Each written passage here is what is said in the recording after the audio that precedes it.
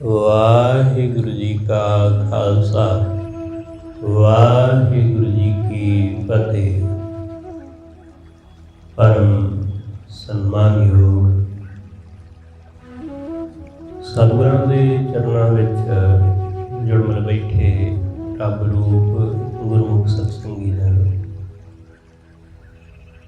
ਸਤਿਗੁਰੂ ਜੀ ਦੀ ਬਖਸ਼ਿਸ਼ ਮਹਿਰਾਮਤ ਦਾ ਸਦਕਾ ਗੁਰੂ ਚਰਨਾਂ ਵਿੱਚ ਜੁੜ ਕੇ ਬਹਿਣ ਦਾ ਸਮਾਂ ਨਸੀਬ ਹੋਇਆ। ਸਤਿਗੁਰੂ ਜੀ ਦੀ ਇਲਾਹੀ ਬਾਣੀ ਦਾ ਕੀਰਤਨ ਗੁਰੂ ਕੇ ਪਿਆਰੇ ਕੀਰਤਨੀਆਂ ਪਾਸੋਂ ਆਪ ਜੀ ਨੇ ਸਰਵਣ ਕੀਤਾ। ਸਤਿਗੁਰੂ ਜੀ ਦੇ ਦਰ ਜੁੜ ਕੇ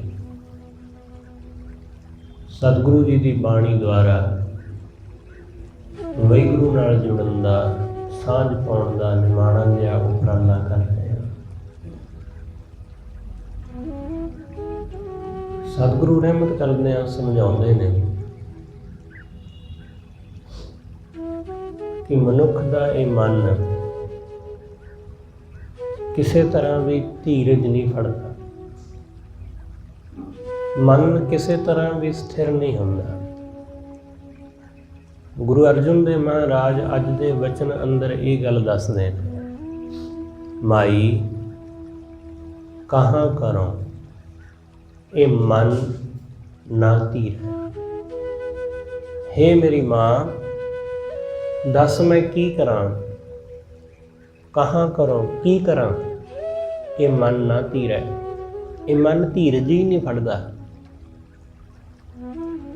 ਇਹ ਮਨ ਟਿਕਦਾ ਹੀ ਨਹੀਂ। ਇਹ ਮਨ ਵਾਰ-ਵਾਰ ਦੌੜਦਾ ਹੈ, ਕਿਸੇ ਵੀ ਚੀਜ਼ ਉੱਪਰ ਰੁਕਦਾ ਨਹੀਂ।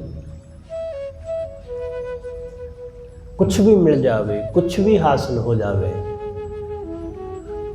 ਇਹ ਮਨ ਟਿਕਦਾ ਹੀ ਨਹੀਂ। ਇਸ ਨੂੰ ਜਰਾ ਜਿਹਾ ਵੀ ਧੀਰਜ ਨਹੀਂ ਆਉਂਦਾ, ਧੀਰਜ ਹੈ ਹੀ ਨਹੀਂ ਮਨ ਕੋਲ। ਮਨ ਸਭ ਕੁਝ ਹਾਸਲ ਕਰਕੇ ਖਾਲੀ ਦਾ ਖਾਲੀ ਰਹਿੰਦਾ ਹੈ ਕਿ ਜਿਵੇਂ ਕੁਛ ਹਾਸਲ ਹੀ ਨਹੀਂ ਹੋਇਆ, ਜਿਵੇਂ ਕੁਛ ਮਿਲਿਆ ਹੀ ਨਹੀਂ।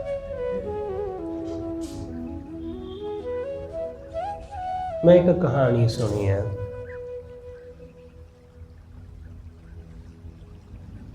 ਕਿ ਇੱਕ ਫਕੀਰ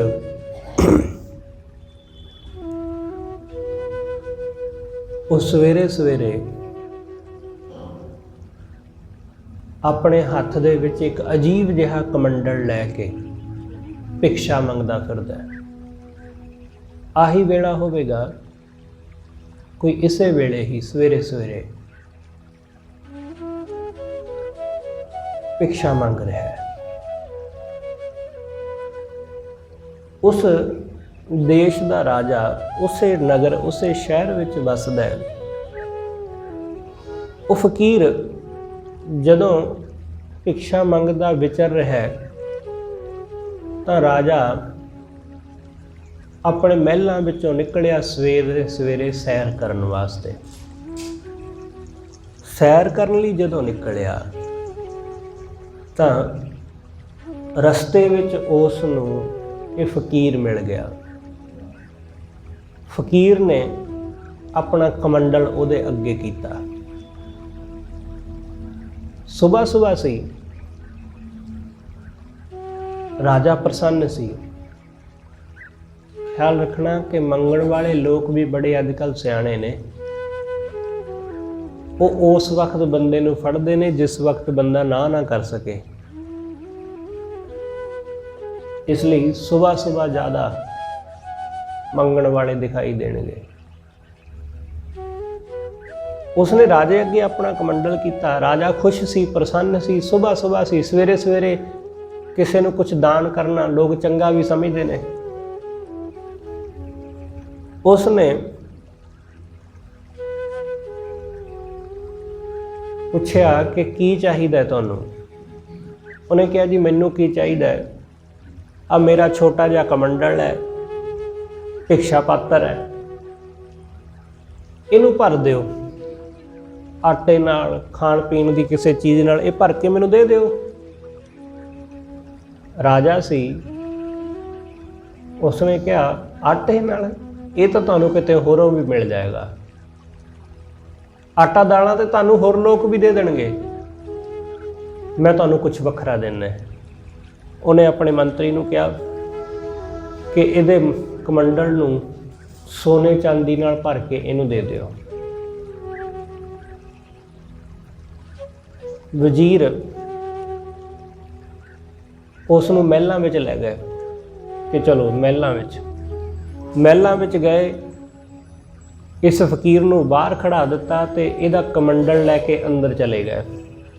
ਖਜ਼ਾਨਾ ਜਿੱਥੇ ਹੈ ਉੱਥੋਂ ਉਹਨਾਂ ਨੇ ਇਸ ਕਮੰਡਲ ਦੇ ਵਿੱਚ ਜਿੰਨੇ ਕੁ ਸਮਾਨ ਨਾਲ, ਜਿੰਨੀਆਂ ਕੁ ਚੀਜ਼ਾਂ ਨਾਲ ਕਮੰਡਲ ਭਰ ਜਾਏਗਾ ਉਹਨਾਂ ਕੁ ਉਹਦੇ ਵਿੱਚ ਪਾਇਆ। ਪਰ ਉਹ ਬੜੇ ਹੈਰਾਨ ਕਿ ਉਹ ਕਮੰਡਲ ਵਿੱਚ ਜੋ ਵੀ ਚੀਜ਼ ਪਾਉਂਦੇ ਨੇ ਕਮੰਡਲ ਖਾਲੀ ਹੋ ਜਾਂਦਾ। ਇੰਜ ਲੱਗਦਾ ਕਿ ਜਿਵੇਂ ਕਮੰਡਲ ਵਿੱਚ ਕੁਝ ਪਾਇਆ ਹੀ ਨਾ ਹੋਵੇ, ਉਹ ਖਾਲੀ ਲੱਗਦਾ। ਉਹਨਾਂ ਨੇ ਹੋਰ ਪਾਇਆ, ਉਹ ਫਿਰ ਖਾਲੀ ਹੋ ਗਿਆ। ਉਹਨਾਂ ਨੇ ਤੀਸਰੀ ਵਾਰੀ ਫਿਰ ਪਾਇਆ, ਉਹ ਫਿਰ ਖਾਲੀ ਹੋ ਗਿਆ।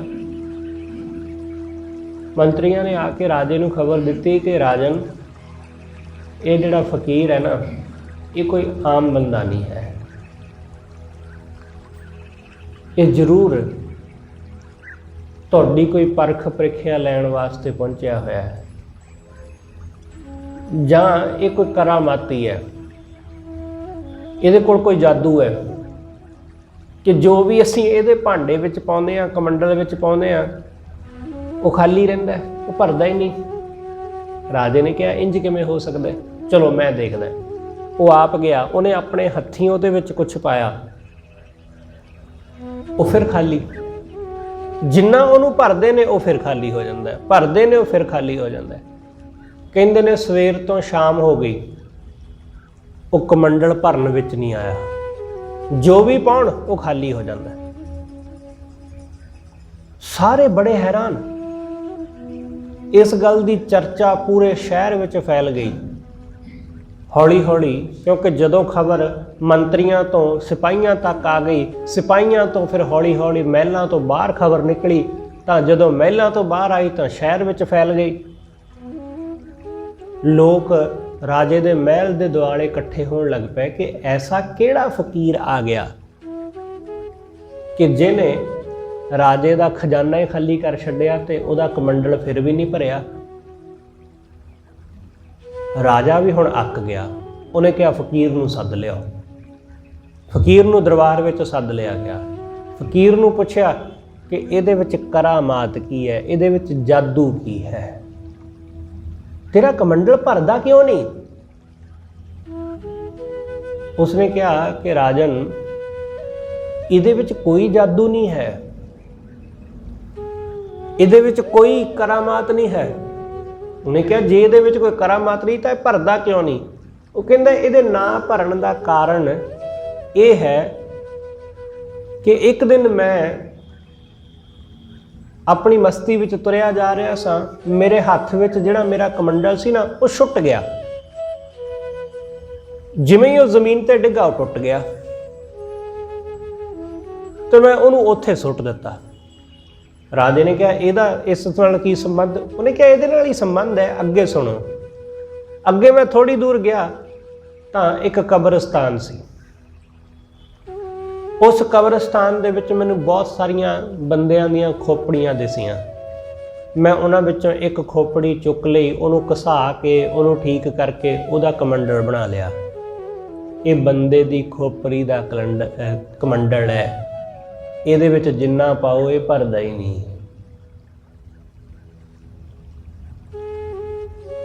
ਇਹ ਬੰਦੇ ਦਾ ਮਨ ਇਹ ਐਸਾ ਕਮੰਡਲ ਹੈ ਕਿ ਇਹਨੂੰ ਜੋ ਮਰਜ਼ੀ ਦੇ ਦਿਓ ਇਹ ਖਾਲੀ ਦਾ ਖਾਲੀ ਹੋ ਰਹਿੰਦਾ ਹੈ। ਸਾਡੇ ਮਨ ਦਾ ਕਮੰਡਲ ਕਦੇ ਵੀ ਨਹੀਂ ਭਰਦਾ। ਇਹ ਭਿਕਸ਼ਾ ਪਾਤਰ ਖਾਲੀ ਦਾ ਖਾਲੀ ਰਹਿੰਦਾ ਹੈ, ਬਿਲਕੁਲ ਖਾਲੀ, ਕਿ ਜਿਵੇਂ ਕੁਛ ਹੈ ਦਿੱਤਾ ਹੀ ਨਹੀਂ, ਜਿਵੇਂ ਕੁਛ ਮਿਲਿਆ ਹੀ ਨਹੀਂ।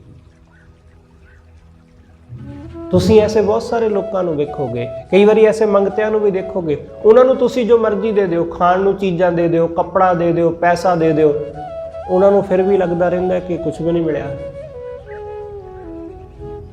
ਫਿਰ ਵੀ ਲੱਗਦਾ ਰਹਿੰਦਾ ਕਿ ਥੋੜਾ ਦਿੱਤਾ ਹੈ। ਰੱਜਦਾ ਨਹੀਂ ਬੰਦਾ,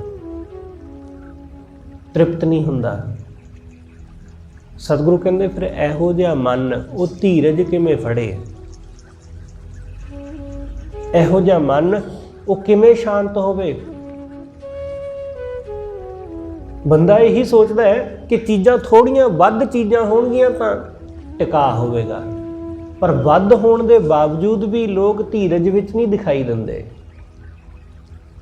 ਜਰਾ ਜਿਹਾ ਵੀ ਕਿਸੇ ਵਿੱਚ ਧੀਰਜ ਹੈ ਨਜ਼ਰ ਆਉਂਦਾ ਕਿਤੇ? ਬਿਲਕੁਲ ਵੀ ਨਹੀਂ।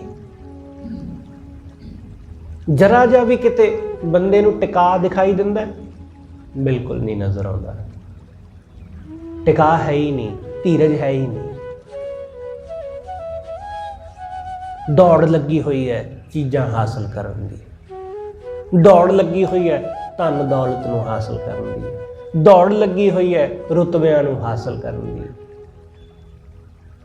ਸਿਰਫ ਇੱਕ ਅੱਧੇ ਆਦਮੀ ਦਾ ਨਹੀਂ ਹੈ, ਇਹ ਸਾਰਿਆਂ ਦਾ ਇਹੀ ਹੈ।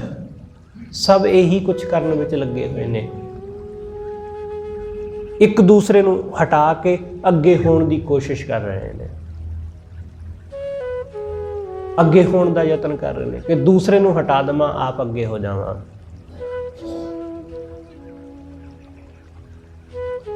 ਕਿਉਂਕਿ ਰੁਤਬੇ ਉਹੀ ਹੁੰਦੇ ਨੇ, ਅਹੁਦੇ ਉਹੀ ਹੁੰਦੇ ਨੇ। ਜਿਵੇਂ ਮੁੱਖ ਮੰਤਰੀ, ਪ੍ਰਧਾਨ ਮੰਤਰੀ ਦਾ ਅਹੁਦਾ ਤਾਂ ਇੱਕੋ ਹੀ ਹੁੰਦਾ, ਕੋਈ 10 50 100 ਹਜ਼ਾਰਾਂ ਥੋੜੀ ਨਾ ਹੁੰਦੇ, ਇੱਕੋ ਹੀ ਹੁੰਦਾ, ਪਰ ਉਸ ਨੂੰ ਹਾਸਲ ਕਰਨ ਦੀ ਦੌੜ ਕਿੰਨੀ ਲੱਗੀ ਹੈ। ਜਿੰਨੇ ਦੇਸ਼ ਵਿੱਚ ਲੋਕ ਨੇ ਉਨੀ ਦੌੜ ਲੱਗੀ ਹੈ। ਹਰ ਕੋਈ ਚਾਹੁੰਦਾ ਉੱਥੇ ਪਹੁੰਚ ਜਾਵਾਂ, ਹਰ ਕੋਈ ਚਾਹੁੰਦਾ ਇਹ ਰੁਤਬਾ ਮੈਨੂੰ ਮਿਲ ਜਾਏ, ਐਸਾ ਵੱਡਾ ਅਹੁਦਾ ਮਿਲ ਜਾਏ। ਇਸ ਲਈ ਜਿਹਨੂੰ ਮਿਲ ਗਿਆ ਉਸ ਨੂੰ ਹਟਾਉਣ ਤੇ ਫਿਰ ਲੱਗੇ ਹੋਏ ਨੇ ਸਭ ਕਿ ਇਹਨੂੰ ਹਟਾ ਕੇ ਆਪ ਬਹਿ ਜਾਈਏ। ਇਹੀ ਕੁਛ ਚੱਲਦਾ ਹੈ, ਵੱਡੇ ਅਹੁਦਿਆਂ ਨਾਲ ਵੀ ਛੋਟੇ ਅਹੁਦਿਆਂ ਨਾਲ ਵੀ, ਹਰ ਥਾਂ ਲੋਕ ਐਸਾ ਹੀ ਕਰ ਰਹੇ ਨੇ, ਸਭ ਦੌੜ ਰਹੇ ਨੇ। ਜੇ ਕੋਈ ਬੰਦਾ ਟਿਕ ਕੇ ਬੈਠਾ ਹੋਇਆ ਨਾ ਤਾਂ ਟਿਕ ਕੇ ਬੈਠਾ ਹੋਇਆ ਵੀ ਉਹ ਟਿਕਿਆ ਹੋਇਆ ਨਹੀਂ ਹੈ, ਉਹਦਾ ਮਨ ਫਿਰ ਵੀ ਦੌੜ ਕਰ ਰਿਹਾ ਹੈ ਕਿ ਕੁਛ ਨਾ ਕੁਛ ਹਾਸਲ ਕਰਨ ਦੀ ਦੌੜ ਵਿੱਚ ਲੱਗਾ ਹੋਇਆ ਹੈ। ਇਸ ਕਰਕੇ ਗੁਰੂ ਅਰਜਨ ਦੇਵ ਮਹਾਰਾਜ ਕਹਿੰਦੇ ਨੇ, ਮਾਈ ਕਹਾਂ ਕਰੋ ਇਹ ਮਨ ਨਾ ਧੀਰੈ। ਕੀ ਕਰਾਂ, ਇਹ ਮਨ ਤਾਂ ਟਿਕਦਾ ਹੀ ਨਹੀਂ। ਖਾਣ ਦੀਆਂ ਚੀਜ਼ਾਂ ਨਾਲ ਨਹੀਂ ਟਿਕਦਾ, ਪਹਿਨਣ ਦੀਆਂ ਚੀਜ਼ਾਂ ਕੱਪੜਿਆਂ ਨਾਲ ਨਹੀਂ ਟਿਕਦਾ, ਪੈਸੇ ਨਾਲ ਨਹੀਂ ਟਿਕਦਾ, ਘਰ-ਬਾਰ ਜ਼ਮੀਨਾਂ ਨਾਲ ਨਹੀਂ ਟਿਕਦਾ, ਦੁਨੀਆ ਦੀਆਂ ਚੀਜ਼ਾਂ ਭੋਗ ਕੇ ਨਹੀਂ ਟਿਕਦਾ, ਦੁਨੀਆ ਵਿੱਚ ਘੁੰਮ ਫਿਰ ਕੇ ਨਹੀਂ ਟਿਕਦਾ, ਇਹ ਕਿਸੇ ਤਰ੍ਹਾਂ ਵੀ ਨਹੀਂ ਟਿਕਦਾ। ਸਭ ਕੁਝ ਹਾਸਲ ਹੋ ਜਾਵੇ ਤਾਂ ਵੀ ਨਹੀਂ ਟਿਕਦਾ, ਕੁਛ ਨਾ ਹਾਸਲ ਹੋਵੇ ਤਾਂ ਵੀ ਨਹੀਂ ਟਿਕਦਾ। ਕਿਉਂਕਿ ਬੰਦੇ ਨੂੰ ਲੱਗਦਾ ਕਿ ਸਭ ਕੁਝ ਮਿਲ ਜਾਏਗਾ ਤਾਂ ਸ਼ਾਂਤ ਹੋ ਜਾਵਾਂਗੇ, ਟਿਕ ਕੇ ਬਹਿ ਜਾਵਾਂਗੇ, ਪਰ ਸਭ ਕੁਝ ਮਿਲ ਜਾਣ ਦੇ ਬਾਅਦ ਫਿਰ ਬੰਦਾ ਟਿਕਦਾ ਕਿੱਥੇ ਹੈ। ਜਿਨ੍ਹਾਂ ਨੂੰ ਸਭ ਕੁਝ ਮਿਲਿਆ ਉਹ ਬੰਦੇ ਤੁਹਾਨੂੰ ਕਿਤੇ ਟਿਕ ਕੇ ਬੈਠੇ ਦਿਖਾਈ ਦਿੰਦੇ ਨੇ? ਨਹੀਂ, ਉਹਨਾਂ ਨੂੰ ਸਗੋਂ ਹੋਰ ਦੌੜ ਲੱਗੀ ਹੋਈ ਹੈ।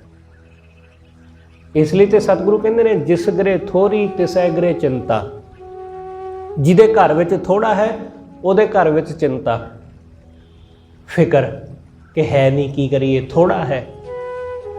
ਉਹਦੀ ਗੱਲ ਸਮਝ ਵਿੱਚ ਵੀ ਆਉਂਦੀ ਹੈ ਕਿ ਉਹਦੇ ਕੋਲ ਥੋੜਾ ਹੈ, ਇੰਨਾ ਕੁ ਹੈ ਕਿ ਗੁਜ਼ਾਰਾ ਬੜੀ ਮੁਸ਼ਕਲ ਨਾਲ ਹੁੰਦਾ।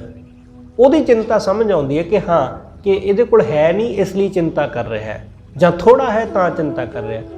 ਪਰ ਜਿਸ ਗਰੇ ਬਹੁਤ, ਸਤਿਗੁਰੂ ਕਹਿੰਦੇ ਜਿਹਦੇ ਘਰ ਦੇ ਵਿੱਚ ਬਹੁਤ ਹੈ ਉਹ ਵੀ ਭਟਕਦਾ ਫਿਰਦਾ, ਸੋ ਫਿਰੈ ਭਰਮੰਤਾ, ਉਹ ਵੀ ਭਟਕ ਰਿਹਾ।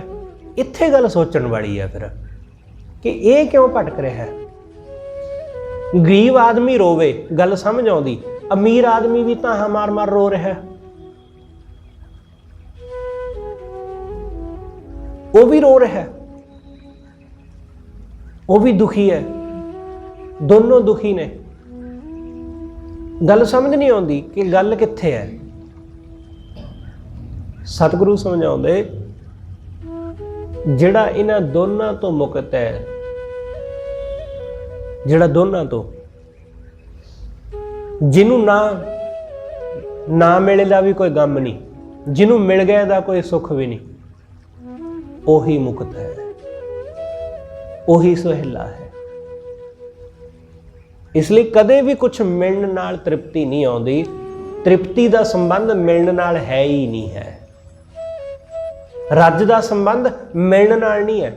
ਜੇ ਰੱਜ ਦਾ ਸੰਬੰਧ ਸੱਚਮੁੱਚ ਮਿਲਣ ਨਾਲ ਹੁੰਦਾ ਤਾਂ ਲੋਕ ਕਦੋਂ ਦੇ ਰੱਜ ਗਏ ਹੁੰਦੇ, ਲੋਕ ਕਦੋਂ ਦੇ ਤ੍ਰਿਪਤ ਹੋ ਗਏ ਹੁੰਦੇ। ਜੇ ਬੰਦੇ ਦੇ ਮਨ ਅੰਦਰ ਅਹੁਦੇ ਦਾ, ਕੁਰਸੀ ਦਾ, ਕਿਸੇ ਮੰਤਰੀ ਪਦ ਦਾ ਹੀ ਉਹਦੇ ਅੰਦਰ ਇਹੀ ਚਾਹਤ ਹੈ ਕਿ ਇਹ ਮਿਲ ਜਾਵੇ ਤੇ ਬਸ ਗੱਲ ਖਤਮ, ਹੋਰ ਕੁਝ ਲੋੜ ਨਹੀਂ, ਤਾਂ ਫਿਰ ਇੱਕ ਵਾਰੀ ਉਹ 5 ਸਾਲ ਵਾਸਤੇ ਬਣ ਗਿਆ, ਮੰਤਰੀ ਬਣ ਗਿਆ, ਕਿਸੇ ਅਹੁਦੇ ਤੇ ਪਹੁੰਚ ਗਿਆ। ਜਿਵੇਂ ਹੀ ਉਹ ਅਹੁਦੇ ਤੇ ਬੈਠਦਾ ਹੈ, 5 ਸਾਲ ਉਹਦੇ ਤੇ ਰਹਿੰਦਾ ਹੈ, ਉਹ ਦੁਬਾਰਾ ਫਿਰ ਉਹਨੂੰ ਹਾਸਲ ਕਰਨਾ ਚਾਹੁੰਦਾ ਹੈ। ਉਹ ਹੁਣ ਚਾਹੁੰਦਾ ਕਿ ਸਾਰੀ ਜ਼ਿੰਦਗੀ ਇਹ ਅਹੁਦਾ ਮੇਰੇ ਕੋਲ ਹੀ ਰਹੇ। ਜੇ ਸੱਚਮੁੱਚ ਅਹੁਦਿਆਂ ਨਾਲ ਤ੍ਰਿਪਤੀ ਆਉਂਦੀ ਹੁੰਦੀ ਤਾਂ ਇੱਕ ਵਾਰੀ ਬਹਿ ਕੇ ਬੰਦਾ ਰੱਜ ਜਾਂਦਾ, ਇੱਕ ਵਾਰੀ ਪੈਸਾ ਹਾਸਲ ਕਰਕੇ ਤ੍ਰਿਪਤ ਹੋ ਜਾਂਦਾ, ਪਰ ਨਹੀਂ ਹੋਇਆ।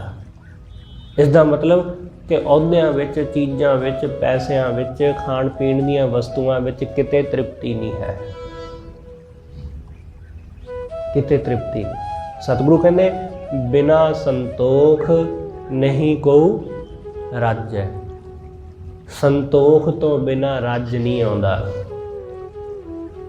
ਮਨ ਕਿਸੇ ਤਰ੍ਹਾਂ ਵੀ ਧੀਰਜ ਨਹੀਂ ਫੜਦਾ। ਪ੍ਰੇ ਪ੍ਰੀਤਮ ਬੈਰਾਗ ਹੈ। ਇਹ ਮਨ ਜਿਹੜਾ ਹੈ, ਸਤਿਗੁਰੂ ਕਹਿੰਦੇ ਜੋ ਪਿਆਰੇ ਪਤੀ ਦਾ, ਪਰਮੇਸ਼ਰ ਦਾ ਜੋ ਮਨ ਵਿੱਚ ਬੈਰਾਗ ਹੈ, ਇਹ ਉਹਨੂੰ ਹਿਰ ਲੈਂਦਾ। ਇਹ ਬੈਰਾਗ ਨੂੰ ਪੈਦਾ ਹੀ ਨਹੀਂ ਹੋਣ ਦਿੰਦਾ। ਬੈਰਾਗ ਉੱਠੇ ਕਿਵੇਂ? ਕਿਉਂਕਿ ਸਾਡਾ ਮਨ ਜਦੋਂ ਹੀ ਇਹਦੇ ਵਿੱਚ ਕੁਝ ਚੰਗੀ ਵਿਚਾਰ ਜਾਂ ਮਾਇਆ ਵੱਲੋਂ ਉਪਰਾਮ ਹੋਣ ਲੱਗਦਾ ਹੈ ਕਿ ਕੁਝ ਨਹੀਂ ਮਾਇਆ ਵਿੱਚ, ਤਾਂ ਅਸੀਂ ਹੋਰ ਚੀਜ਼ ਵਿੱਚ ਉਲਝ ਜਾਂਦੇ ਹਾਂ। ਅਸੀਂ ਨਿੱਕੀਆਂ ਨਿੱਕੀਆਂ ਗੱਲਾਂ ਦੇ ਵਿੱਚ ਉਲਝ ਜਾਂਦੇ ਹਾਂ ਤਾਂ ਉਹਨਾਂ ਵਿੱਚੋਂ ਨਿਕਲ ਹੀ ਨਹੀਂ ਪਾਉਂਦੇ। ਤਾਂ ਰੱਬ ਵਾਲੇ ਪਾਸੇ ਅਸੀਂ ਕਿੱਥੋਂ ਜੁੜਾਂਗੇ? ਤੁਸੀਂ ਵੇਖੋ ਜਰਾ, ਅੱਜ ਦੇ ਸਮੇਂ ਵਿੱਚ ਬੰਦਾ ਨਿੱਕੀ ਜਿਹੀ ਚੀਜ਼ ਨਾਲ ਹੀ, ਉਹਦੇ ਨਾਲ ਹੀ ਜੁੜਿਆ ਰਹਿੰਦਾ ਹੈ। ਕੋਈ ਬੰਦਾ ਫੇਸਬੁੱਕ ਚਲਾਉਂਦਾ, ਉਹ ਸਾਰਾ ਦਿਨ ਘਰੇ ਬੈਠਾ ਫੇਸਬੁੱਕ ਤੇ ਬੈਠਾ ਰਹਿੰਦਾ, ਕੁਛ ਵੀ ਨਹੀਂ। ਕੀ ਕਰ ਕੀ ਰਿਹਾ? ਉਹ ਕਰ ਕੁਛ ਵੀ ਨਹੀਂ ਰਿਹਾ। ਕੋਈ ਵੀਡੀਓ ਦੇਖੀ ਜਾਂਦਾ ਹੈ, ਕੋਈ YouTube ਤੇ ਬੈਠਾ ਸਾਰਾ ਦਿਨ ਵੀਡੀਓ ਦੇਖੀ ਜਾਂਦਾ, ਕਦੇ ਕੋਈ, ਕਦੇ ਕੋਈ, ਕਦੇ ਕੁਛ, ਕਦੇ ਕੁਛ। ਉਹ ਇੰਨੇ ਕੁ 'ਚ ਮਨ ਉੱਧਰ ਲੱਗ ਗਿਆ ਤੇ ਉਹ ਵਾਹਿਗੁਰੂ ਵਾਲੇ ਪਾਸੇ ਉਹਦੇ ਮਨ ਅੰਦਰ ਕੀ ਬੈਰਾਗ ਪੈਦਾ ਹੋਣਾ? ਕੁਛ ਵੀ ਨਹੀਂ। ਇਸ ਲਈ ਜੋ ਵੀ ਚੀਜ਼ ਬੰਦੇ ਨੂੰ ਵਾਹਿਗੁਰੂ ਵਾਲੇ ਪਾਸੇ ਨੂੰ ਲਿਜਾ ਸਕਦੀ ਹੈ, ਮਨ ਉਸ ਪਾਸੇ ਤੋਂ ਕਿਨਾਰਾ ਕਰ ਜਾਂਦਾ ਹੈ। ਸਤਿਗੁਰੂ ਕਹਿੰਦੇ ਪ੍ਰੇ ਪ੍ਰੀਤਮ ਬੈਰਾਗ ਹੈ। ਉਹਦਾ ਬੈਰਾਗ ਮਨ ਵਿੱਚ ਪੈਦਾ ਹੀ ਨਹੀਂ ਹੋਣ ਦਿੰਦਾ। ਇਸੇ ਲਈ ਜਦੋਂ ਅਸੀਂ ਗੁਰੂ ਦੇ ਦਰ ਬੈਠਦੇ ਹਾਂ, ਗੁਰੂ ਦੇ ਦਰ ਜੁੜਦੇ ਹਾਂ, ਇਸੇ ਲਈ ਕਿਹਾ ਜਾਂਦਾ ਹੈ ਕਿ ਗੁਰੂ ਦੇ ਦਰ ਜਦੋਂ ਬੈਠੋ, ਜਦੋਂ ਤੁਸੀਂ ਜੁੜੋ, ਉਦੋਂ ਕਿਸੇ ਕਿਸਮ ਦੀ ਕੋਈ ਗੱਲ ਨਾ ਕਰੋ। ਆਪਣੇ ਫੋਨ ਨੂੰ ਸਾਇਲੈਂਟ ਨਹੀਂ, ਸਵਿਚ ਆਫ ਰੱਖੋ। ਕਿਉਂਕਿ ਸਾਇਲੈਂਟ ਹੋਵੇਗਾ ਜਾਂ ਵਾਈਬ੍ਰੇਸ਼ਨ ਤੇ ਹੋਵੇਗਾ ਤਾਂ ਉਹ ਜਰਾ ਜੀ ਰਿੰਗ ਵੱਜੇਗੀ, ਵਾਈਬ੍ਰੇਟ ਹੋਵੇਗਾ ਤੇ ਤੁਹਾਡਾ ਧਿਆਨ ਫਿਰ ਉੱਧਰ ਚਲਿਆ ਜਾਏਗਾ, ਮਨ ਫਿਰ ਉਹਦੇ ਨਾਲ ਬਹਿ ਤੁਰੇਗਾ। ਇਸ ਲਈ ਸਿਆਣੇ ਕਹਿੰਦੇ ਨੇ ਕਿ ਜਦੋਂ ਤੁਸੀਂ ਗੁਰੂ ਦੇ ਦਰਬਾਰ ਵਿੱਚ ਬੈਠੇ ਹੋ ਤਾਂ ਗੁਰੂ ਦੀ ਬਾਣੀ ਦਾ ਕੀਰਤਨ ਸੁਣ ਰਹੇ ਹੋ, ਕਥਾ ਸੁਣ ਰਹੇ ਹੋ, ਤਾਂ ਗੁਰੂ ਦੇ ਸ਼ਬਦ ਤੋਂ ਬਿਨਾਂ ਕੋਈ ਦੂਸਰੀ ਗੱਲ ਸੁਣਾਈ ਨਾ ਦੇਵੇ। ਕੋਸ਼ਿਸ਼ ਕਰੋ ਕਿ ਆਉਣ ਜਾਣ ਵਾਲੇ ਬੰਦੇ ਵੱਲ ਵੀ ਤੁਹਾਡਾ ਧਿਆਨ ਨਾ ਜਾਵੇ। ਕੌਣ ਆ ਰਿਹਾ, ਕੌਣ ਜਾ ਰਿਹਾ, ਬਸ ਆਪਣੀਆਂ ਅੱਖਾਂ ਬੰਦ ਕਰਕੇ ਗੁਰੂ ਦੇ ਸ਼ਬਦ ਨੂੰ ਸੁਣੋ। बस होर कुछ सुनने की, होर कुछ देखने की जरूरत नहीं। बाहर किसी किस्म का रौला पवे, कोई मतलब नहीं उस गल नाल। कोई किसी तरह का गड्डियां का शोर हो रहा, कोई लेना देना नहीं उस गल नाल। हुंदा ही रहिंदा है, वो तां किहड़ा नवीं गल है। इसलिए गुरु दे दर बिल्कुल शांत। जदों असीं सारे जाने जिन्ने भी असीं गुरुद्वारिਆਂ ਵਿੱਚ ਆਉਂਦੇ ਜਾਂਦੇ ਆ, ਜਦੋਂ इस गल ਨੂੰ फॉलो ਕਰਨ ਲੱਗ ਜਾਂਦੇ ਆ ਤਾਂ ਗੁਰਦੁਆਰੇ ਦਾ ਉਹ ਮਾਹੌਲ ਜਿਹੜਾ ਪਹਿਲਾਂ ਹੀ ਸ਼ਾਂਤ ਹੁੰਦਾ ਹੈ, ਉਸ ਸ਼ਾਂਤ ਮਾਹੌਲ ਵਿੱਚ ਫਿਰ ਅਸੀਂ ਵੀ ਸ਼ਾਂਤ ਹੋਣ ਲੱਗ ਜਾਂਦੇ ਆ। ਫਿਰ ਸਾਡੇ ਅੰਦਰ ਵੀ ਉਹੀ ਸਹਿਜ, ਉਹੀ ਟਿਕਾ ਆਉਣ ਲੱਗ ਜਾਂਦਾ ਹੈ। ਦਿੱਕਤ ਇਹ ਹੈ ਕਿ ਅਸੀਂ ਲੋਕ ਗੁਰੂ ਦੀ ਜੋ ਮਰਿਆਦਾ ਹੈ ਉਹਦਾ ਧਿਆਨ ਨਹੀਂ ਰੱਖਦੇ, ਉਹਦਾ ਅਸੀਂ ਖਿਆਲ ਨਹੀਂ ਰੱਖਦੇ। ਬਹੁਤ ਸਾਰੀਆਂ ਚੀਜ਼ਾਂ ਸਾਡੇ ਵਿੱਚੋਂ ਜਿਹੜੀਆਂ ਨੇ ਉਹ ਹੁਣ ਖਤਮ ਹੁੰਦੀਆਂ ਜਾ ਰਹੀਆਂ। ਅਸੀਂ ਜਿਵੇਂ ਜਿਵੇਂ ਮਾਡਰਨ ਹੁੰਦੇ ਜਾਂਦੇ ਆ, ਉਵੇਂ ਉਵੇਂ ਸਾਡੀਆਂ ਕੁਝ ਜੋ ਅਧਿਆਤਮ ਨਾਲ ਸੰਬੰਧਿਤ, ਕੁਝ ਧਰਮ ਨਾਲ ਸੰਬੰਧਿਤ ਚੀਜ਼ਾਂ, ਉਹਨਾਂ ਵੱਲ ਅਸੀਂ ਧਿਆਨ ਨਹੀਂ ਦੇ ਰਹੇ। ਇਸ ਲਈ ਬਸ ਸਿਰਫ ਤੇ ਸਿਰਫ ਗੁਰੂ ਵੱਲ ਧਿਆਨ ਦੇਣਾ, ਕੀਰਤਨ ਵੱਲ ਧਿਆਨ ਦੇਣਾ, ਕਥਾ ਵੱਲ ਧਿਆਨ ਦੇਣਾ, ਬਸ। ਹੋਰ ਕਿਸੇ ਬੰਦੇ ਵੱਲ, ਕਿਸੇ ਚੀਜ਼ ਵੱਲ, ਆਪਣੇ ਕੱਪੜੇ ਲੀੜੇ ਵੱਲ ਵੀ, ਦੂਸਰਿਆਂ ਦੇ ਕੱਪੜਿਆਂ ਲੀੜਿਆਂ ਵੱਲ ਵੀ ਕਿਸੇ ਕਿਸਮ ਦਾ ਧਿਆਨ ਦੇਣ ਦੀ ਜ਼ਰੂਰਤ ਨਹੀਂ ਹੈ। ਫਿਰ ਦੇਖੋ ਮਨ ਫਿਰ ਟਿਕੇਗਾ, ਫਿਰ ਸਥਿਰ ਹੋਵੇਗਾ। ਕੋਈ ਵੀ ਐਸੀ ਗੱਲ ਜਿਹਦੇ ਨਾਲ ਮਨ ਭੱਜ ਜਾਵੇ, ਨਿਕਲ ਜਾਵੇ ਇੱਥੋਂ, ਐਸੀ ਉਸ ਪਾਸੇ ਮਨ ਨੂੰ ਜਾਣ ਹੀ ਨਾ ਦੇਵੋ।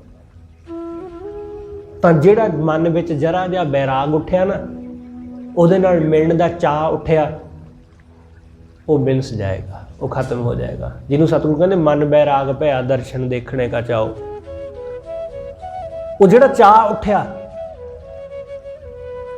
ਕਥਾ ਸੁਣ ਕੇ, ਗੁਰਸਿੱਖਾਂ ਦੀ ਗਾਥਾ ਸੁਣ ਕੇ, ਗੁਰੂ ਦੀ ਬਾਣੀ ਸੁਣ ਕੇ, ਜੋ ਮਨ ਵਿੱਚ ਚਾਅ ਉੱਠਿਆ ਕਿ ਮੈਂ ਵੀ ਗੁਰੂ ਦੇ ਚਰਨਾਂ ਵਿੱਚ ਲੀਨ ਹੋ ਸਕਦਾ, ਮੈਂ ਵੀ ਉਹਦੇ ਨਾਲ ਜੁੜ ਸਕਦਾ, ਜਿਹੜਾ ਇਹ ਵਿਚਾਰ ਉੱਠਿਆ ਨਾ ਕਿ ਮੈਂ ਵੀ ਜੁੜ ਸਕਦਾ, ਇਹ ਚਾਅ ਉੱਠਿਆ, ਮਨ ਜਰਾ ਜਿਹਾ ਇੱਧਰ ਉੱਧਰ ਹੋਇਆ ਤਾਂ ਇਹ ਖਤਮ ਹੋ ਜਾਣੀ ਗੱਲ ਹੈ, ਇਹ ਆਈ ਗਈ ਹੋ ਜਾਣੀ ਫਿਰ।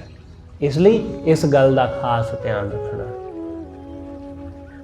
ਸਤਿਗੁਰੂ ਕਹਿੰਦੇ ਇਹਨੂੰ ਮੌਕਾ ਹੀ ਨਾ ਦਿਓ ਕਿ ਇਹ ਜਰਾ ਵੀ ਇੱਧਰ ਉੱਧਰ ਜਾਵੇ। ਜੋ ਮੈਂ ਕੀਓ ਸਗਲ ਸਿੰਗਾਰਾ, ਇਸ ਸ਼ਬਦ ਨੂੰ ਧਿਆਨ ਨਾਲ ਸੁਣਨਾ। ਬਹੁਤ ਕੁਝ ਹੈ ਇਹਦੇ ਵਿੱਚ ਸਾਡੇ ਨਾਲ, ਸਾਡੇ ਰੋਜ਼ਾਨਾ ਜੀਵਨ ਨਾਲ ਸੰਬੰਧਿਤ ਗੱਲਾਂ। ਸਤਿਗੁਰੂ ਕਹਿੰਦੇ ਜੋ ਮੈਂ ਕੀਓ ਸਗਲ ਸਿੰਗਾਰਾ, ਜਦੋਂ ਜੇ ਮੈਂ ਆਪਣੇ ਸਰੀਰ ਨੂੰ ਪੂਰੀ ਤਰ੍ਹਾਂ ਸ਼ਿੰਗਾਰ ਸਵਾਰ ਲਵਾਂ, ਜਿਵੇਂ ਵੀ ਕੋਈ ਬੰਦਾ ਆਪਣੇ ਸਰੀਰ ਨੂੰ ਕਰਦਾ, ਚਾਹੇ ਔਰਤ ਹੈ ਚਾਹੇ ਕੋਈ ਆਦਮੀ ਹੈ, ਜਿਵੇਂ ਵੀ ਸਵਾਰਦਾ, ਜੋ ਮੈਂ ਕੀਓ ਸਗਲ ਸਿੰਗਾਰਾ, ਜਦੋਂ ਮੈਂ ਸਾਰਾ ਸ਼ਿੰਗਾਰ ਕਰ ਵੀ ਲਵਾਂ, ਆਪਣੇ ਆਪ ਨੂੰ ਪੂਰਾ ਸਾਫ ਸੁਥਰਾ ਵਧੀਆ ਕੱਪੜੇ ਪਾ ਕੇ, ਵਧੀਆ ਦਸਤਾਰ ਬੰਨ੍ਹ ਕੇ, ਵਧੀਆ ਪਰਫਿਊਮ ਵਗੈਰਾ ਲਾ ਕੇ, ਬਿਲਕੁਲ ਐਨ ਫਿੱਟ, ਲੁੱਕ ਵਾਈਜ਼ ਬਹੁਤ ਚੰਗਾ ਬਣਾ ਲਵਾਂ, ਤੋ ਵੀ ਮੇਰਾ ਮਨ ਨਾ ਪਤਿਆਰਾ, ਤਾਂ ਵੀ ਮੇਰਾ ਮਨ ਰੱਜਦਾ ਨਹੀਂ, ਪਤੀਜਦਾ ਨਹੀਂ, ਤਾਂ ਵੀ ਮਨ ਕਹਿੰਦਾ ਨਹੀਂ ਆਹ ਠੀਕ ਨਹੀਂ, ਮਨ ਕਹਿੰਦਾ ਨਹੀਂ ਇਹ ਕੱਪੜੇ ਨਹੀਂ ਆਹ ਕੱਪੜੇ, ਆਹ ਵਾਲੀ ਸ਼ਰਟ ਨਹੀਂ ਉਹ ਵਾਲੀ ਸ਼ਰਟ, ਇਹ ਨਾ ਪਾਉਣਾ ਸੀ, ਉਹ ਪਾਇਆ ਹੁੰਦਾ ਮੈਂ ਜ਼ਿਆਦਾ ਜਚਣਾ ਸੀ, ਇਹ ਕੱਪੜੇ ਤਾਂ ਦੂਸਰਿਆਂ ਨੇ ਵੀ ਪਾਰਟੀ ਵਿੱਚ ਪਾਏ ਹੋਏ ਨੇ, ਜੇ ਮੈਂ ਥੋੜਾ ਵੱਖਰਾ ਪਾਉਂਦਾ ਤੇ ਗੱਲ ਬਣਨੀ ਸੀ। ਸਤਿਗੁਰੂ ਕਹਿੰਦੇ ਤੋ ਵੀ ਮੇਰਾ ਮਨ ਨਾ ਪਤਿਆਰਾ, ਤਾਂ ਵੀ ਮਨ ਨਹੀਂ ਪਤੀਜਦਾ। ਜਿੰਨਾ ਮਰਜ਼ੀ ਕਰ ਲਈਏ ਮਨ ਉਹ ਰਾਜੀ ਨਹੀਂ ਹੁੰਦਾ, ਮਨ ਕੁਛ ਨਾ ਕੁਛ ਕਮੀ ਕਹੇਗਾ ਕਿ ਨਹੀਂ ਇਹ ਗੱਲ ਬਣੀ ਨਹੀਂ ਇਹਦੇ ਨਾਲ।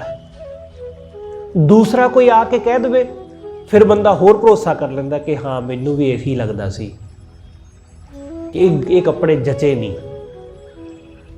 ਸਤਿਗੁਰੂ ਕਹਿੰਦੇ ਤੋ ਵੀ ਮੇਰਾ ਮਨ ਨਾ ਪਤਿਆਰਾ, ਅਨੇਕ ਸੁਗੰਧਤ ਤਨ ਮੈਂ ਲਾਵਾਂ, ਜੇ कई तरह की सुगंधी, कई तरह के ड्यू परफ्यूम अपने तन ते ला लवां, वो सुख तिल समान नहीं पावों। सतगुरु कहते ये सारा सुख तिल समान बिना, तिल समान भी नहीं है, जरा जिहा भी नहीं कि वधिया कपड़े भी पहन लवां, वधिया अपने आप को शंगार लवां, तन ते कई सुगंधियां ला लवां, तां भी सुख नहीं हासिल होंदा। लोग यही चाहते ने ना कि वधिया कपड़े पहने होण, वधिया हार शंगार किया होवे तां गल बनेगी, पर की इहदे नाल सुख मिलदा है? कि इहदे नाल सुख हासिल हुंदा है? नहीं, सुख हासिल नहीं हुंदा। तुसीं हर बंदे दी ये अपनी अपनी गाथा है। जिन्ना मर्जी कोई, चाहे कोई हल्का फुल्का अपने आप को सवारदा शंगारदा होवे, चाहे कोई बहुत ज़्यादा।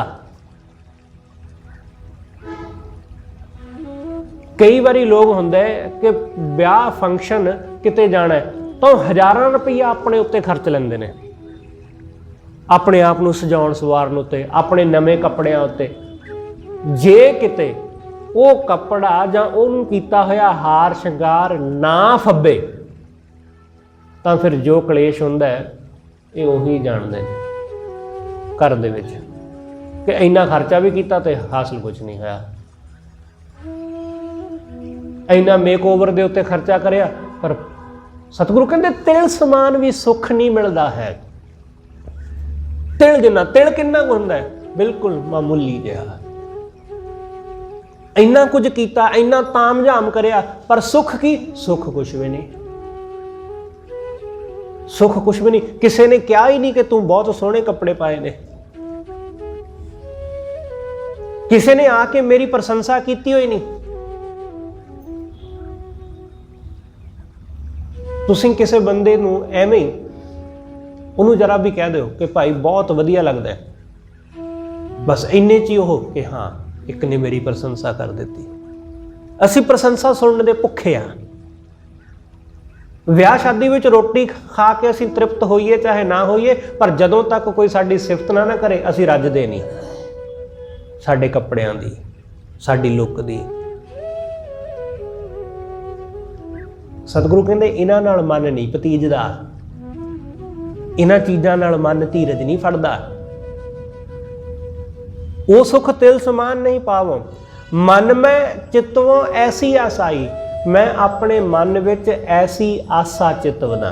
जदों देख लिया ना कि इन्हां विच सुख नहीं है, चाहे जिन्ना मर्जी हार श्रृंगार कर लीए कुछ नहीं हासिल हुंदा, तां मन ने फिर तो मन में चितवों ऐसी आसाई, तो मन में ये आसा लाई कि प्रे देखत जीवा मेरी माई, कि किते ऐसा होवे कि मैं उन्होंने देख देख के जीवा। मन आस लाउंदा है हुण वाहिगुरू ते, मन परमेश्वर ते आस ला कि उहदे दर्शन देखा, मैं उहदा दीदार करां। क्योंकि आ तो देख लिया कपड़ा पहन के, आ तो देख लिया हार श्रृंगार करके, आ तो देख लिया पैसा कमा के, आ देख लिया अहुदे हासिल करके, कख नहीं मिलिया। काश हुण ओ मिल जावे। देख लिया धीआं पुत्तां विच भी सब आपो अपने थां सैट हो गए, बस ठीक है, कुछ नहीं है। उन्होंने भी पता नहीं बांह फड़नी है औखे वेले कि नहीं फड़नी, कख नहीं है। इत्थे संसार के संबंध विच उठे ने। जदों सब देख लिया हुण बस एक ओहदी आस बची है। जदों सिर्फ ओहदी आस रह जाती है, गल बनदी होई फेर है, उस तो पहलां गल बनदी होई नहीं है। इसलिए सतगुरु कहंदे हुण ओहदी आस है, प्रे देखत जीवा मेरी माई। हुण तां बस ओनू देख देख के ही जिउणा है। माई कहाँ करो ये मन ना धीरै, की करा ये मन नहीं टिकदा। प्रे प्रीतम बैराग हिरै रहाओ, वस्त्र विभूखन सुख बहुत वसेख है। कपड़ियां दे गहणियां दे सुख बहुत ने, बहुत सुख ने इन्हां दे। बंदा इन्हां विचों सुख ही देखदा है कि रंग बिरंगे कपड़े रोज़ बदल बदल के पावां, कि एक सूट जिहड़ा पा लिया उहदी साल बाद जाके बारी आवे। कई लोग तो ऐसे भी हैगे ने कि एक बारी सूट पहन लिया दोबारा वो पाउंदे ही नहीं, दोबारा पहनते ही नहीं। सतगुरु कहंदे बंदा इन्हां विचों सुख देखदा है। वस्त्र विभूखन सुख बहुत विशेख है, ओए भी जानो किते ना लेख है। सतगुरु कहते ये भी किसी लेखे विच नहीं है। बेशक बहुत वधिया कपड़े, बहुत वधिया गहने, महंगे मुੱਲ ਦੇ कीमती गहने, एक पल का सुख मिल जाएगा ਜਦੋਂ कोई आके सिफत कर देगा कि बहुत सोहना लगता है भाई, उन्नी क देर का सुख मिल जाएगा। पर वो सुख किहड़े लेखे? किसे लेखे नहीं। ओए भी जानो किते ना लेखै, पत सोभा अरमान महत। सतगुरु कहते सोभा कि लोग सोभा करन, लोग सिफतां करन, लोग मान वडियाई देण, लोग कहण कि भाई बहुत वधिया बंदा है तू। सतगुरु कहते पत सोभा अरमान महत, आग्याकारी सगल जगत। सारे आग्या विच चलण, सारे जगत उत्ते तुहाडा हुक्म चले कि तुसीं जिहनूं जो कह दे वो तुहाडी गल उसे तरह मान लवे, हर कोई आग्याकारी हो जावे। आग्याकारी सगल जगत, ग्रे ऐसा है सुंदर लाल। सतगुरु कहते ये ग्रे,